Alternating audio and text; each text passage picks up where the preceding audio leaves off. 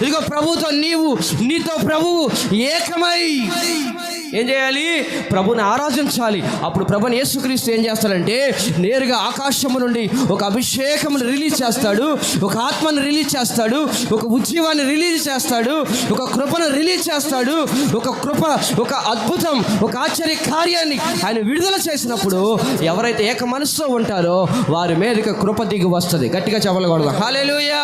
ఎవరి మీదకి ఆత్మ దిగి వస్తుందో, ఎవరి మీదకి కృప దిగి వస్తుందో, ఎవరి మీదకి విడుదల దిగి వస్తుందో, ఎవరి మీదకి కటాక్షం దిగి వస్తుందో ఆ కుటుంబాన్ని ప్రత్యేకంగా ప్రభు దృష్టిలో సాక్షులు అవుతారు. గట్టిగా చెప్పలు కొడదాం హల్లెలూయా, హల్లెలూయా, హల్లెలూయా. ఇప్పుడు కృప కలగాలి, ఆశీర్వాదం కలగాలి, నెమ్మది కలగాలి అలాంటే ఈ ఆరాధనకి యోగ్యుడైన ఈ శిశువును మనం ఏం చేయాలంటే ఈ రాత్రి ఆరాధన చెయ్యాలి. స్తోత్రం కలుగును గాక. ఎవరిని నువ్వు ఆరాధిస్తున్నావు?